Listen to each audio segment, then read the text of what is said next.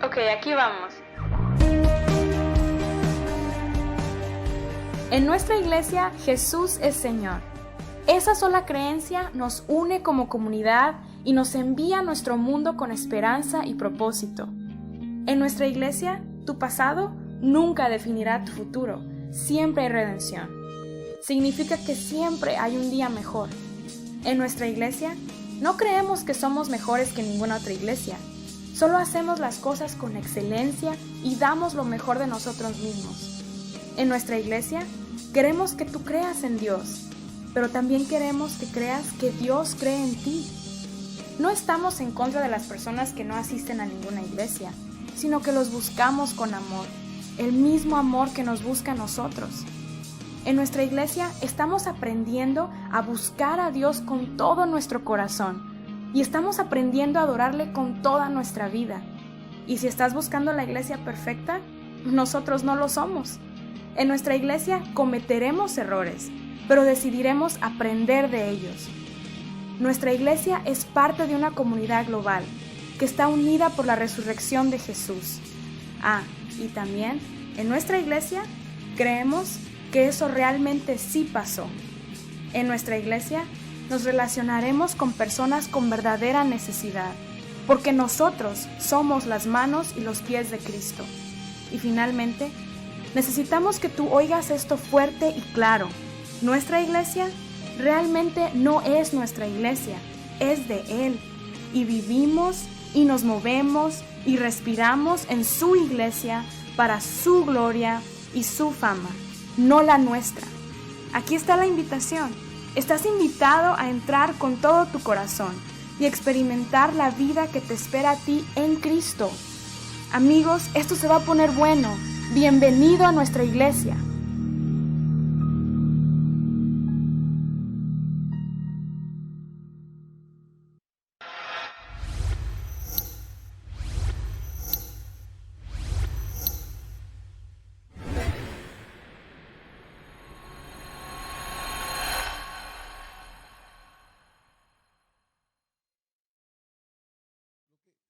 No sé si ustedes han escuchado la palabra paradigma. O sea, enseñanzas establecidas, tradicionales, llamémosle así, pero lo que hoy quiero es que podamos cambiar un poco eso. O sea, hay muchas cosas que pensamos que son así porque tradicionalmente lo han dicho, nos han contado, y la verdad es que necesitamos nosotros establecernos en el fundamento de la palabra. Ahora, vamos a leer el verso que tengo anotado en el título de la palabra, de la prédica, es Joel, el capítulo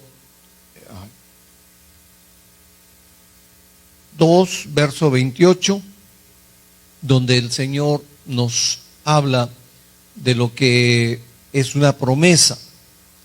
Ahora, les quiero decir algo. Ya el Señor había anunciado con el profeta Jeremías de que venía un tiempo nuevo, un tiempo especial. Pero en Joel está el pormenor, o sea, el detalle de cómo iba a establecer Dios esa bendición. Dice que en el verso 28 dice, y después de esto, por supuesto que aquí hay toda una serie de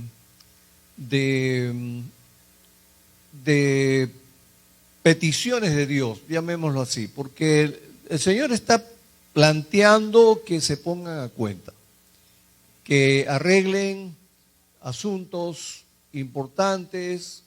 El Señor dice, yo voy a reprender al devorador y todas estas cosas, pero también entonces voy a restituirles todo lo que el devorador hizo, etcétera, etcétera.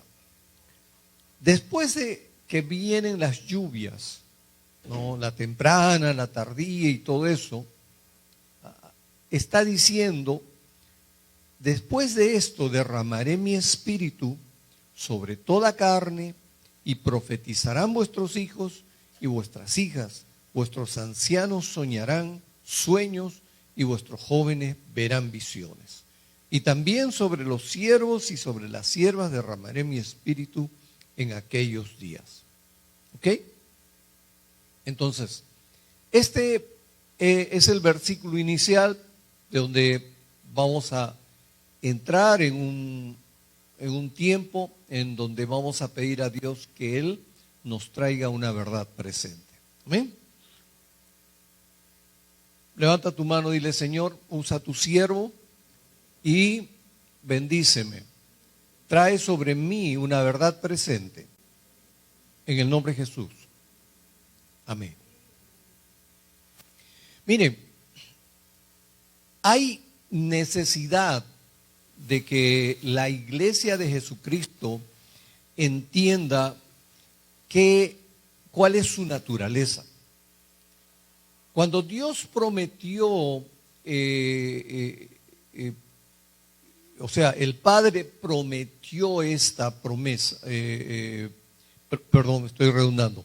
Cuando el Padre dio la promesa que iba a venir su Espíritu sobre toda carne, tiene concordancia con lo que yo les dije hace un rato, con Jeremías, y por ahí el 33, y hay varios pasajes de Jeremías que tienen que ver con la promesa de que vendrá un tiempo en donde yo escribiré mi palabra en sus mentes y sus corazones. ¿Ok? Ahora, va a ser importante que nosotros nos demos cuenta que en el libro de los Hechos se relata exactamente el día que viene el Espíritu sobre 120, y esos 120 son los primeros que reciben esa promesa del Padre. Y entonces ellos tenían un fuego de Dios en sus vidas, porque eran como fuego, como viento recio, como un terremoto. Cuando se suscitó esa presencia del Espíritu Santo en ellos, pero lo curioso es que cuando se derramó esa presencia en esos 120, ellos estaban como vino nuevo en odre viejo, o sea, estaban que reventaban. Querían decir las bendiciones, las bondades de Dios a todos. Tal es así que cuando ellos salen con sus ojitos así medios que le dan vuelta, y por eso que algunos que estuvieron como testigos, porque ojo, no se olviden que Hechos fue escrito por Lucas. Lucas investigó mucho tiempo después de que había sucedido eso, y cuando fue a Jerusalén y preguntó si alguien había visto ahí a los vecinos del aposento alto, le dijeron, sí, estaban como borrachos y todo eso. Entonces por ahí que Lucas escribe algo parecido. Pero es que cuando viene una presencia tremenda sobre una persona, uno está como choqueado. Uno está, como dice, medio ebrio del vino santo, del vino celestial. Y eso es lo que estaba pasando con ellos.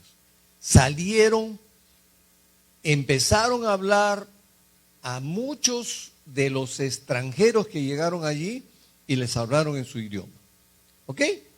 Ahora, es aquí donde tenemos que empezar a establecer algunas diferencias.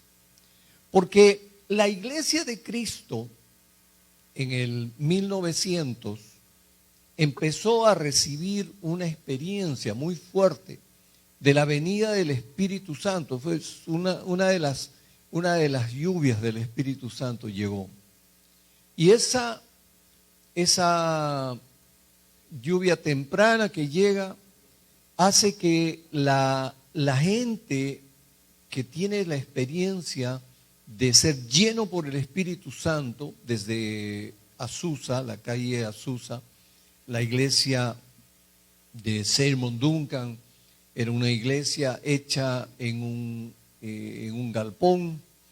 Allí la gente se sentaba sobre cajas de manzanas, cajas de madera de manzanas, y la presencia del Espíritu Santo llegó sobre ese lugar. De lejos la gente veía que se estaba incendiando y los bomberos venían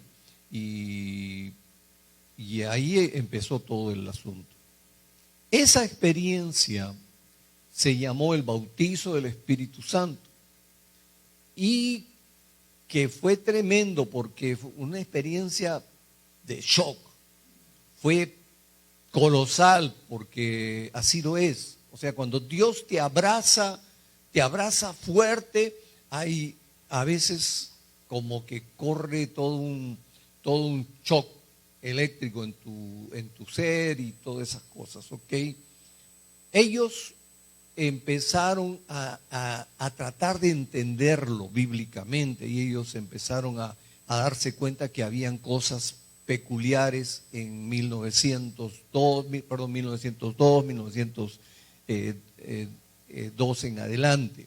Toda esa experiencia fue tremenda, tan impactante para el mundo, que nace todo lo que se llama el movimiento pentecostal.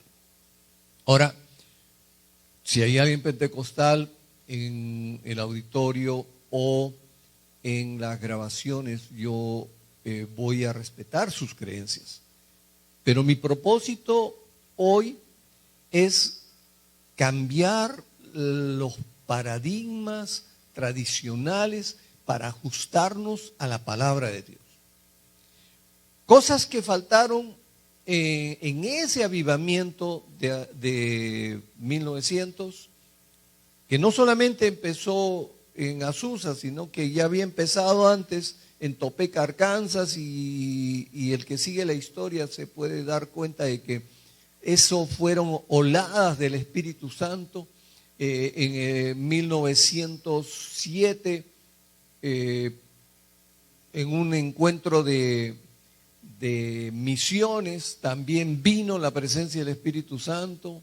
Ahí se divide Alianza Cristiana y Misionera, pierde el 60% de todo lo que era Alianza Cristiana y Misionera, y se quedaron terriblemente asustados de lo que significa la presencia de Dios, ¿no? Lo que es el sector bautista se alejó de ese tema de misiones, esa conferencia de misiones, y no quisieron saber nada con el tema. Pero lo que sí tenemos históricamente, que ahí la denominación de Asambleas de Dios recibe a todos los que de la alianza se salieron, y ellos son fortalecidos doctrinal, teológica y tanto congregaciones, seminarios, institutos y toda una serie de instituciones de misiones también vienen a robustecer Asambleas de Dios. Entonces se hizo grande esa denominación de la noche a la mañana. Eso es historia, revísenlo, van a darse cuenta que ahí hay una tremenda circunstancia. El shock, la presencia del Espíritu Santo en las personas es fortísima. O sea, eso tiene que ser algo indiscutible. No es algo fácil de soportar si tú tienes enseñanzas muy conservadoras.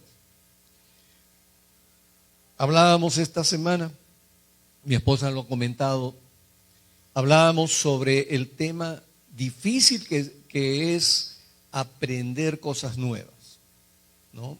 Mi hijo, mi esposa, estábamos en una mesa, estábamos conversando, porque Dios nos ha regalado el privilegio de estar con Él en estos últimos tiempos, y tenemos una especie de docencia con Él al nivel que el Señor nos ha permitido de desarrollarlo con Él, y explicar, ¿no?, cada cosa que nos lleva a plantar en Él semilla y por otros momentos recoger lo que ya Dios había plantado en él. Dice, la palabra no vuelve vacía.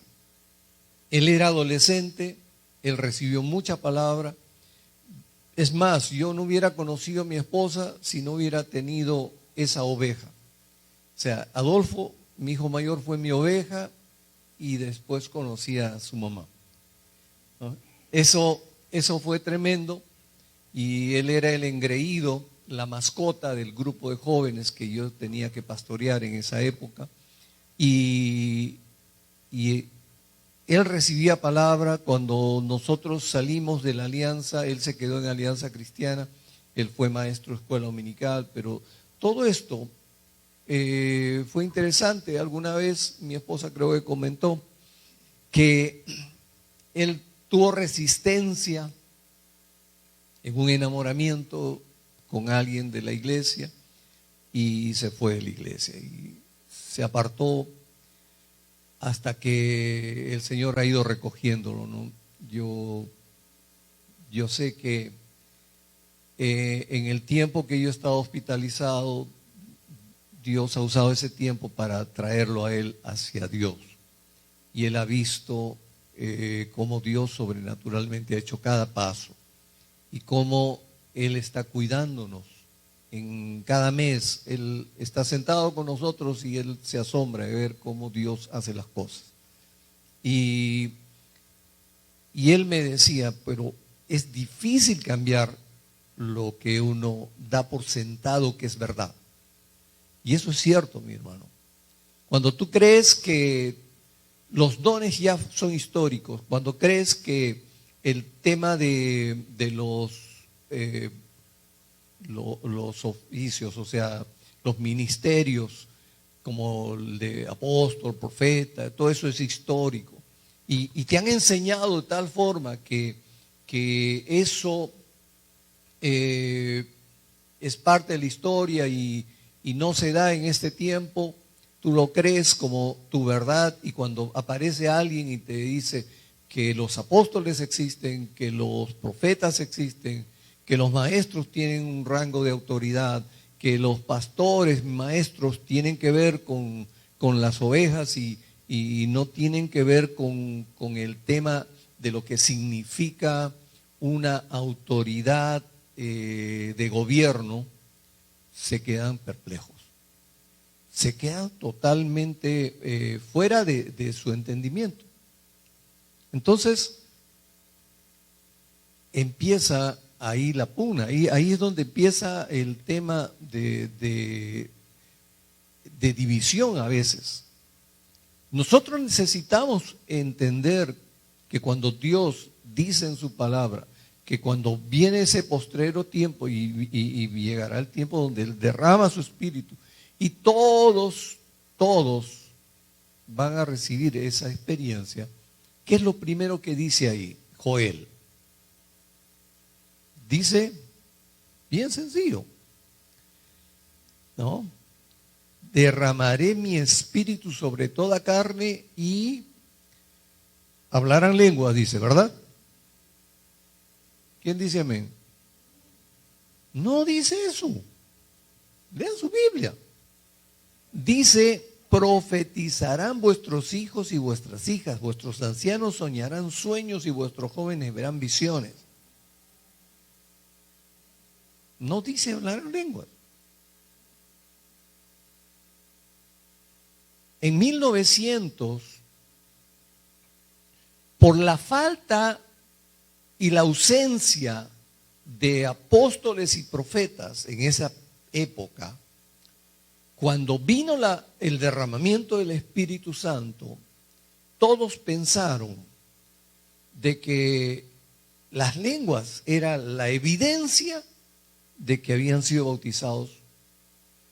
¿Y por qué? Porque leyeron mal el libro de Hechos, en donde se habla que ellos profetizaron y hablaron en lenguas. Pero ahí dice idiomas. Habían paros, medos y de Capadocia y de otros lugares en idiomas. Y ellos salieron del aposento alto y les hablaron en idiomas. Yo lo he predicado un montón de veces a ustedes. Y cuando hablaron les dieron un mensaje bíblico, que luego lo escucharon confirmado por el discurso de Pedro, cuando Pedro predica 2 veces. Y se convierten porque ellos ya lo habían escuchado en vivo y en directo en su idioma, ¿no?, por estos que parecían ebrios, que habían salido del aposento alto. Mire, no fue en las lenguas, fue lo profético. Lo profético significa que alguien viene y te dice algo de la palabra de Dios. Lo profético no tenía que ver con el hecho de que te digan: siento, mi hermano, de que usted se tiene que casar ya y ya. Y si no se casa, se va a ir al infierno. Eso no es profecía. Eso no es profecía. Lo profético tiene que ver que la palabra viene y es una palabra fuerte. Y esta palabra es la que te va a dar un camino. Y luego hay confirmación de esa palabra. Porque lo que Pedro hace cuando predica es traer confirmación de lo que ya ellos habían escuchado en su idioma. Ahora Pedro lo está predicando, y si lo está predicando en griego, en arameo, en hebreo, lo está predicando, pero lo está predicando exactamente como ellos lo escucharon. No les quepaba ninguna duda. Sus paradigmas hebreos, mejor dicho, judíos, porque ya ellos estaban en una época donde había una religión judía que se había constituido, que no era la fe de Israel. Lo que Jesús trajo fue la fe de Israel. La religión judía los había confundido a muchos, pero la fe de Israel es la que el Señor trae. Esta estaba siendo anunciada en la palabra. Lo profético tiene que ver con derrumbar tus enseñanzas ahí tradicionales, por decirlo. Gracias. Te voy a dar una ayudita con esto.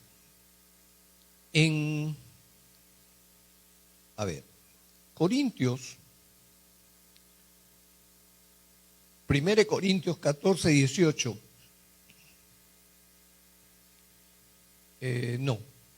Perdón. 1 Corintios 14, 4. Dice: el que habla en lengua extraña a sí mismo se edifica, pero el que profetiza edifica a la iglesia. De hecho, esto es tremendo. Yo me acuerdo, el año 90, yo estaba reemplazando a un pastor de Alianza Cristiana y Misionera. Yo era de Alianza Cristiana y Misionera.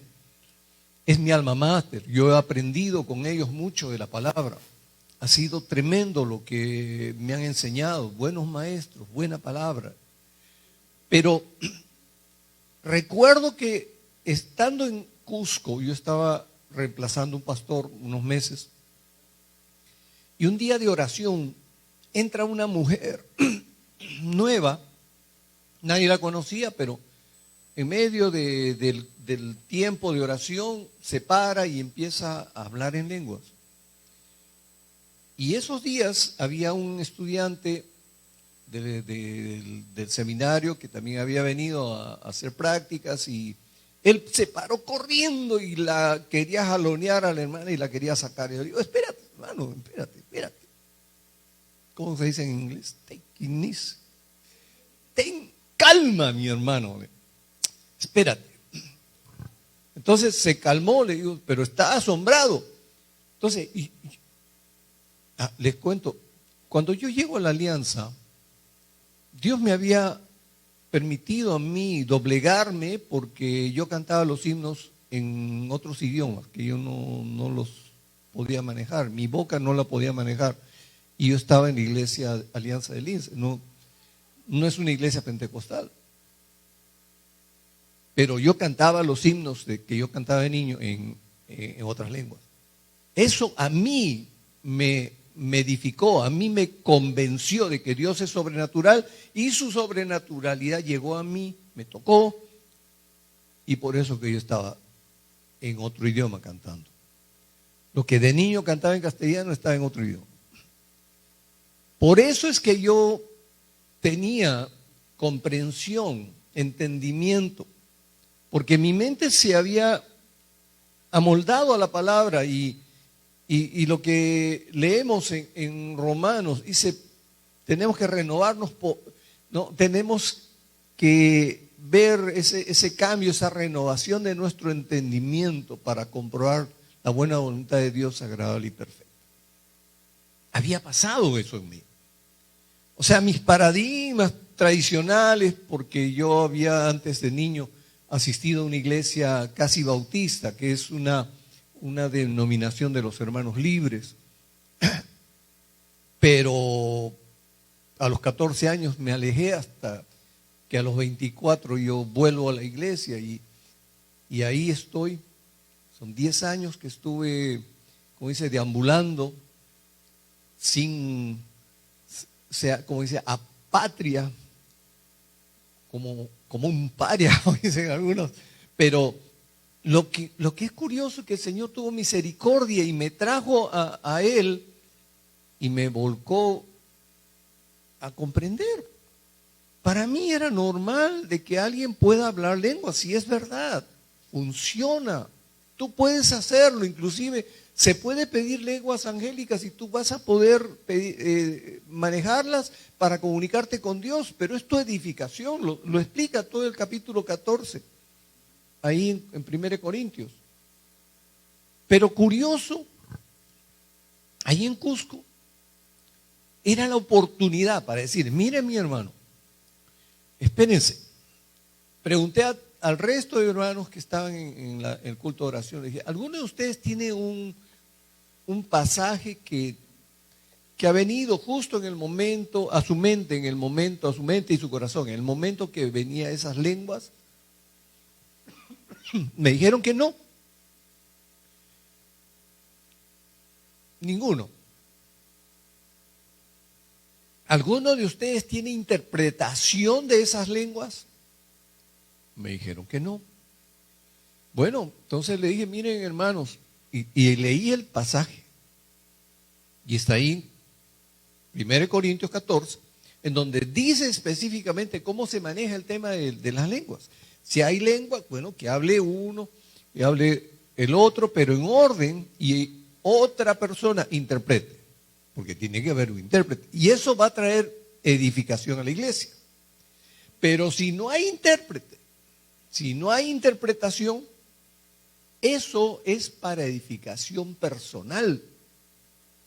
Es lo que me pasó ahí en la alianza. O sea, todo el mundo estaba adorando y alabando a Dios un himno tradicional y yo lo estaba cantando en otro idioma.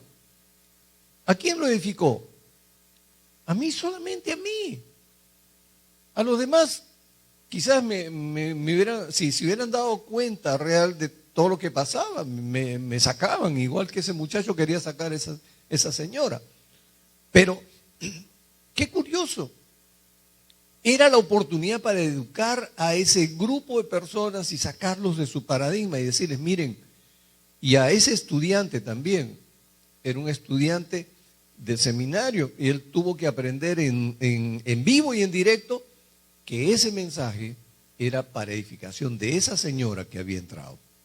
No era para la iglesia. Porque la palabra dice que es mejor profetizar que hablar lenguas. Porque cuando uno profetiza, sucede que entra un incrédulo y uno suelta profecía, el incrédulo se le van a borrar sus incredulidades. Claro, es lo que les pasó a todos los que escucharon a los 120. Los 120 no dice que eran incrédulos, pero por lo menos tenían una enseñanza tradicional, porque ellos iban a adorar a Dios a Jerusalén. Pero cuando vienen los 120 y les hablan en su idioma, empezó a romperse su enseñanza tradicional. Tuvo que empezar una renovación de su entendimiento, porque cuando escucharon a Pedro, empezó ya el acabose. Dice ahí, esos dos pasajes de esas dos prédicas de Pedro, que fueron bautizados. Ahora, fíjense, son 5,000 y 3,000. ¿Cuántos son? 8,000. En Jerusalén no ha habido en ese tiempo un lugar para bautizar siquiera 1,000 personas. Así como dicen bautizarlo en agua. Está hablando del bautizo, de la presencia del Espíritu Santo. Está hablando en realidad de lo que significa la purificación que el Espíritu Santo hace con la persona. Cuando ese día que Dios estaba abrazando mi vida y yo estaba cantando en otro idioma, estaba pasando una purificación en mí, estaba purificándome el Señor. Era un bautizo, una purificación. Mi vida cambió. Ese día me involucré con Dios y a partir de esa fecha es que yo dejo muchas cosas. Yo en esa época estaba rankeado, era uno de los cinco mejores equipos, binomios, corredores de autos. Habíamos sido subcampeones nacionales en el año 77 y ya desde entonces éramos 5 binomios, o sea, piloto y copiloto, que estaban rankeados. Estábamos en el momento más bonito de una carrera y lo dejé. Yo creo que el piloto con quien yo corría lo resintió porque un año no me habló. Y después me llamó, me dijo, vamos a correr. Porque intentó correr con otra persona y no le pasó, no pudo. Y me llamó para correr. Y Dios tenía otros planes, porque justo cuando armamos el coche, 2 años después, o sea, en el año 81, el 80 no pude correr con él, el 81 armamos coche y para gloria de Dios, una semana antes de Caminos del Inca, vendió su auto de carrera. Ya no corrimos. Yo estaba feliz porque yo me iba a mi campamento de jóvenes para estar ahí.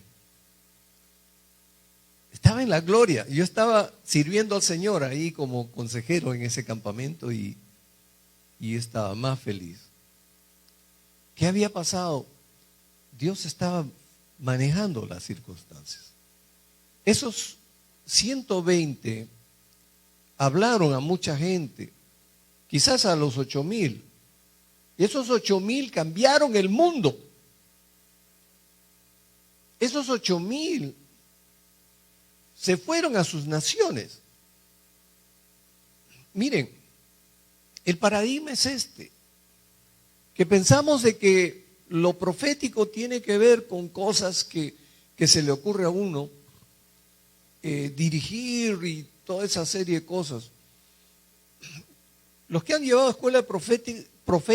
la escuela profética en el santuario saben que uno, por el manto profético, uno no da dirección de vida. ¿Qué es dirección de vida? ¿No? Si yo le digo a alguien, oye, tú te vas a casar con fulano, yo lo siento, me escarapelo el cuerpo, siento la piel de gallina, de pollo. Eso es dirección de vida. Pero eso no puedo hacer.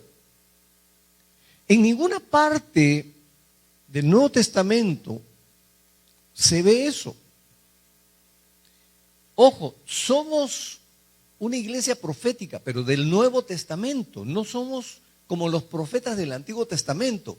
Los profetas del Antiguo Testamento hablaban de parte de Dios porque no había una iglesia. No había Biblia que dirigiera sus vidas. Los únicos que tenían acceso a los escritos eran los sacerdotes y los profetas. Eran Vox Dei. En el Nuevo Testamento, los profetas, ¿qué hacen? Edifican a la iglesia. Hasta los apóstoles, miren, apóstoles, profetas, maestros, pastores, evangelistas, los 5 ministerios edifican al cuerpo de Cristo. ¿Qué significa? Que se ponen de acuerdo en vestirlo, en alimentarlo, en ataviarlo, en levantarlo hacia la estatura de Cristo. Eso es lo que hacen los ministerios. El profeta del Nuevo Testamento no es aquel que dice, Dios me dice que te diga y ha dicho. No, el tema es que tenemos que ser maduros. La iglesia en 1900 recibió la presencia fuerte del Espíritu Santo. Azusa y todas las demás iglesias que recibieron esa experiencia, la recibieron, pero ellos enfatizaron que si habían recibido esa experiencia tenían que estar hablando lenguas nuevas, porque eso es lo que pasó desde Topeka, Arkansas. Cuando hablo de Topeka, Arkansas, hablo del maestro que enseñó a Seymour Duncan. Y Parham se llamaba el maestro. Cuando esto ocurre, el mismo Parham enseñó a sus alumnos, todos sus alumnos tuvieron la experiencia del Espíritu Santo, pero él no. Pero él lo había creído. Él sabía que era una promesa del Padre para ese tiempo y ellos le dijo que sí, pero él dijo, oren alumnos por mí, y cuando todos sus alumnos oraron por él tuvo la experiencia. Ahí estaba Seymour Duncan. Un hombre moreno, alto, casi cegatón. Estaba perdiendo la vista. Él dirigía la iglesia de Azusa y esa iglesia tuvo una presencia de Dios tremenda y el Espíritu Santo empezó y todos empezaron a profetizar, así como cuando se juega paintball. ¿Cuántos saben qué es paintball? Hay unas pistolitas que te lanzan pintura, unos perdigones de pintura. Ahí en esa iglesia empezaron a profetizar ahí, pa, pa, pa, como mono loco, con pistola en mano. Empezaron a soltarse en profecía. Miren, 2 años después de esa primera experiencia, estoy hablando de la iglesia de Seymour Duncan en Azusa. 2 años después viene a ese lugar el mismo Parham y le dice, ¿sabes, Seymour? Hay un problema con tu congregación porque se han salido fuera de la palabra. Y él dice, no, yo no lo percibo así, pero si tú no ves nada, le dice. Él estaba casi ciego. Él no se daba cuenta lo que pasaba más allá de su rango de visión que tenía. No veía la tercera, la cuarta fila que pasaba y cómo se profetizaban por ahí. Y le dijo, eso no está bien.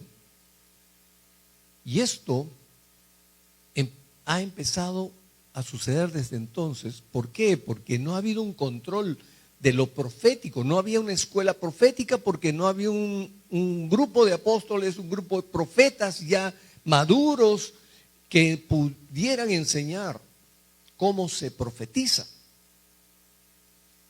Pasado el tiempo, en todo el siglo de 1900, de 1902 hasta cerrar 1999, por decirlo, y yo diría hasta el día de hoy, el crecimiento de la iglesia pentecostal, y permítanme los que son de arraigo pentecostal, aquí estoy sacando algunos paradigmas, estoy rompiendo algunas cosas que lo pentecostal nos ha enseñado.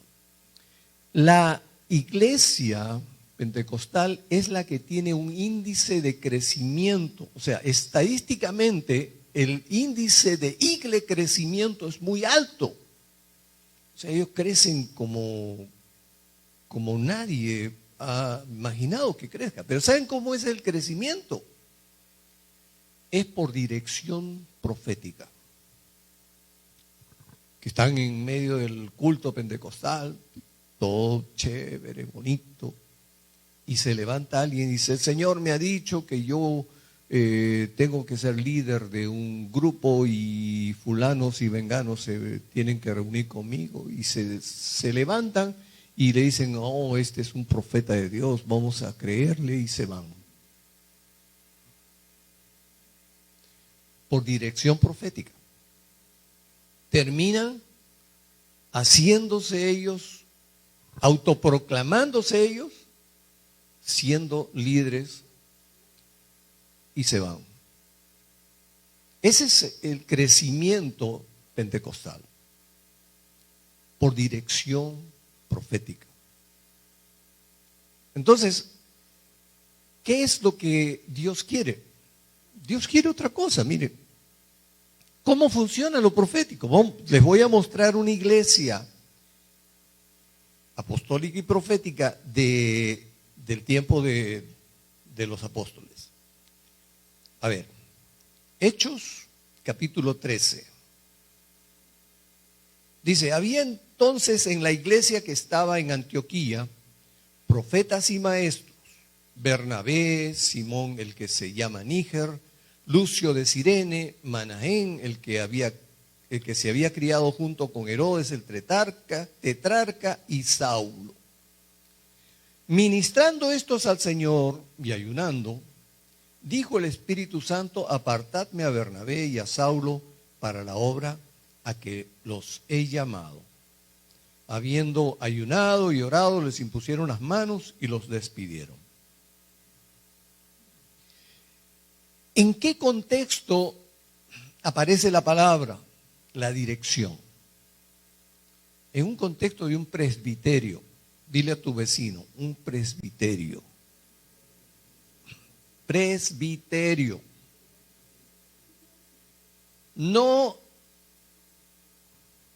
en el sueño después de una frejolada de un supuesto profeta.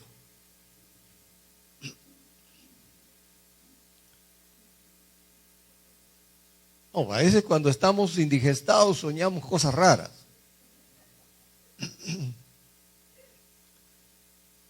Un presbiterio, hermanos. Habían ayunado, habían orado, habían pedido al Señor que el Señor se manifieste, y el Señor se manifestó, el Espíritu Santo, y le dijo: apartadme a Bernabé y a Saulo. Y los enviaron. La palabra en el griego dice: los apostolizaron. La palabra apóstol significa enviado. O sea que vino una especial bendición. Tú tienes que entender esto. La mayoría de personas tienen que entender lo siguiente. Hay paradigmas que tenemos que cambiar. Hay enseñanzas tradicionales que tenemos que cambiar. La iglesia es profética, pero no es profética como tradicionalmente pensamos que es lo profético. lo profético tradicional en 1900 ha dividido las iglesias. Para eso es que nosotros hace dos décadas estamos enseñando una escuela profética para que la iglesia entienda cómo es lo profético. No buscamos enseñar a alguien para que se titule de profeta. Antes le llamamos escuela de profetas, pero lo hemos cambiado porque eso dio un mal entendimiento. Todos pensaban de que tenían que venir al santuario para que los titulen de profetas, y como no los titulábamos, hacían su mañoser y se iban. Sí, ha pasado eso. Ahora, la iglesia, toda la iglesia tiene que aprender que lo profético es la esencia de la iglesia. La venida del Espíritu Santo sobre tu vida te cambia y tú vas a tener más percepción de lo profético. La primera percepción de lo profético significa que vas a entender la palabra. Vas a comprenderla. Va a ser parte de ti, de tu alimento, va a ser tu leche. No se preocupen.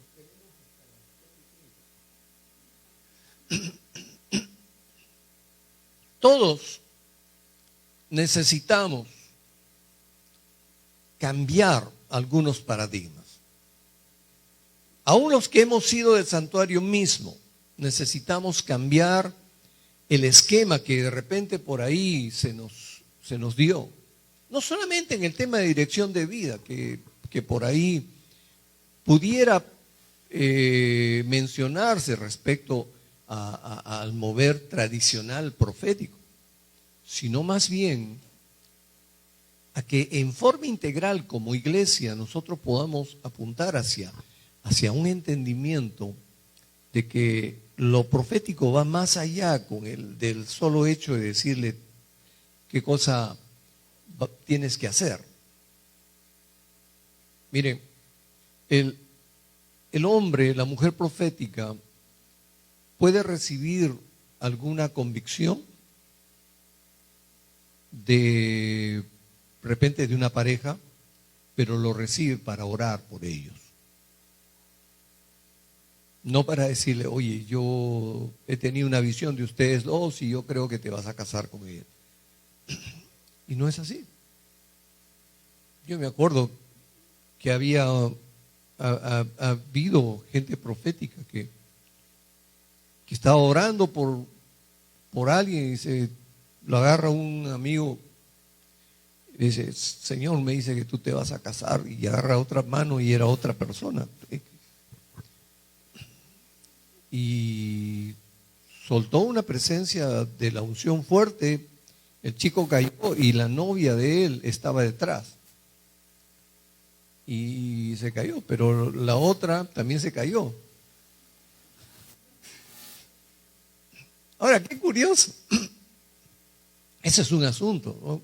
O sea, hay percepciones que a veces se dan, hay excesos. La falta de conocimiento de cómo se maneja lo profético nos lleva a los excesos. Eso ha pasado en 100 años. 100 años de excesos han hecho que la iglesia se divida y se divida y se divida. En vez de desarrollar, planificar y enviar.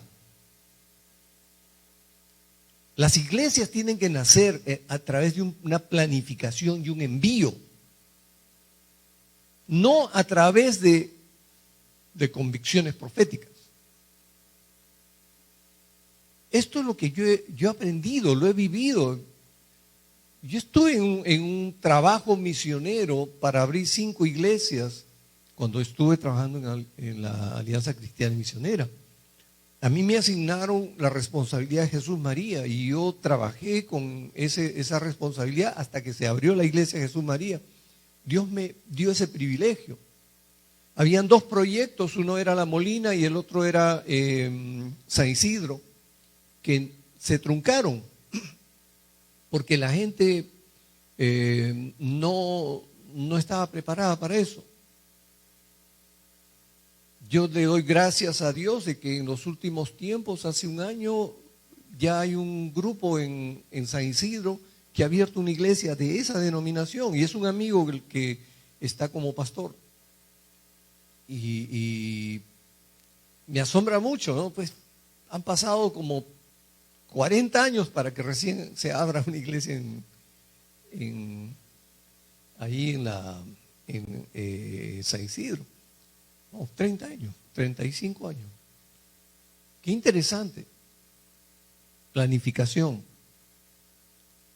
no dirección profética. ¿Estamos?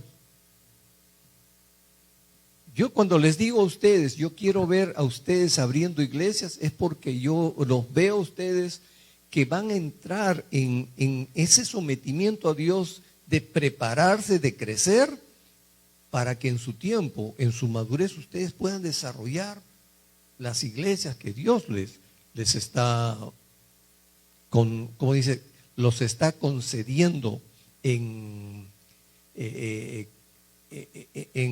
responsabilidad. Se tiene que empezar por un lado, y se empieza como un grupo, como una célula que va creciendo. Uno termina viendo un celulón, y el hecho de que tú estás trabajando ahí significa que estás siendo fiel a Dios, y eso es perfecto. Pero lo que Dios ha visto como dice, en beneplácito, lo que le agrada a Dios tanto, es ver que su iglesia se somete a un ritmo. El presbiterio está presente, las oraciones están presentes, el ayuno está presente, hay envío, y fíjense, hay resultados. Esa generación apostólica es la segunda generación apostólica. Bernabé y Saulo son enviados, son apostolizados, son apóstoles. Y después viene Timoteo, Tito, Marcos, y también llegan a ser apóstoles. Y por ahí hay otros apóstoles, entre ellos hay una pareja, hombre y mujer. Que la mujer no puede ser apóstol, bueno, que discutan otros. La palabra dice que sí. Ahora, el problema está como venga la palabra. Y ahí ya ese es otro tema. Yo quiero cerrar, porque mi propósito es que ustedes se den cuenta que tenemos que renovar el entendimiento en muchas cosas. Cuando te confrontan con cosas nuevas, te quitan de tu seguridad, tú te vas a sentir con miedo, con temor, porque lo que para ti era seguro, lo que era cómodo, era lo que ya sabías. Y cuando viene algo nuevo, piensas que eso no está bien. Pero cuando Dios te confirma en su palabra, entonces tus miedos se van.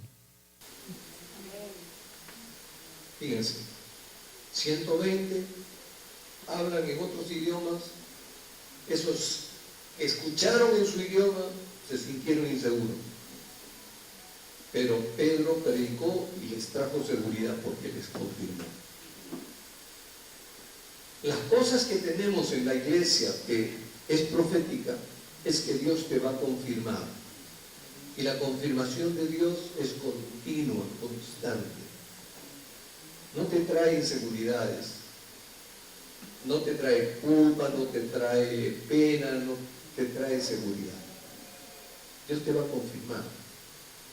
Si Dios te está diciendo, estás en buen camino, Dios te va a traer confirmación.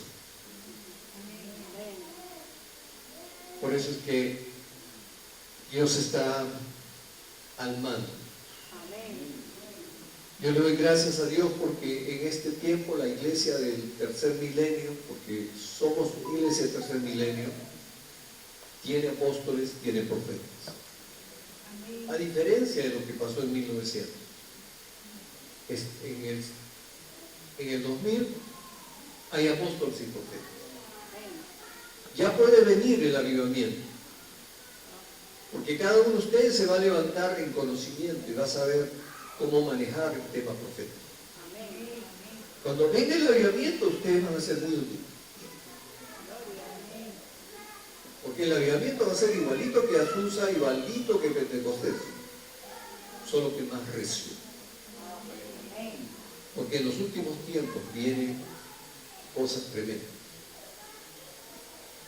No, mi esposa se asombraba y se alegraba de ver que hay otras iglesias que están predicando cosas que la Biblia dice. ¿No? Hay una iglesia que está, según un comentario, decía, oye, la iglesia tal está diciendo de que van a pasar la tribulación, que se preparen. Qué bueno. Que así dice. Y miren, todo eso es una serie de enseñanzas tradicionales que nos dan cierta seguridad. Hay gente que está segura de que se va a ir en el rapto y que van a pasar las cosas malas y no han estado. Eso les trajo seguridad, les ha traído seguridad, pero cuando se dan cuenta que no es así, se sienten apenados, inseguros en el comienzo, pero después Dios les trae fortaleza. Es lo que me pasó a mí. Yo tuve que romper muchas tradiciones en ese tipo de enseñanza. Y Dios me ha traído seguridades. Porque lo más gozoso, lo más alegre es que viene al final de los tiempos, aunque van a ser tiempos difíciles para el mundo, para la iglesia va a ser avivamiento. El avivamiento viene en ese contexto. En el mundo hay dificultades, pero la iglesia va a tener avivamiento. La gente va a tener una unción como la de Benny Hinn. Así es sencillo. Eso es lo que va a pasar. Y yo espero de que tú estés abierto a cambiar tus paradigmas, tus enseñanzas tradicionales, para volcarte a lo que la palabra de Dios dice. ¿Amén? Levanta tu mano, dile, Señor, gracias porque tú vas a ayudarme a entender tu palabra y a aplicarla correctamente a mi vida, en todas las cosas. Gracias. Y amén. Me dirijo a los que están escuchando esta prédica en Facebook y YouTube. Les guío a una oración para que ustedes entreguen su vida a Cristo. Dile, Señor Jesús, perdóname todos mis pecados, todas mis rebeliones, todas mis iniquidades. Escribe mi nombre en el libro de la vida y establece la oportunidad de sorprenderme con tu bendición, ayudándome a entender tu palabra. En el nombre de Jesucristo. Amén. Ustedes que están escuchando esta prédica, no se olviden de poner un like, hacer clic en la campanita y suscribirse al canal para que les lleguen notificaciones de estas prédicas. Y nos despedimos deseando de que el Señor bendiga a todos. Que el Señor haga que esta semana que entra sea la mejor semana, mejor que la anterior. Y que el Señor establezca sus diseños de bendición para todos. Amén. Entonces, oramos y nos alistamos para despedirnos. Señor, gracias. En nombre de Jesucristo. Tú nos bendices esta semana. En Cristo Jesús. Amén. Amén.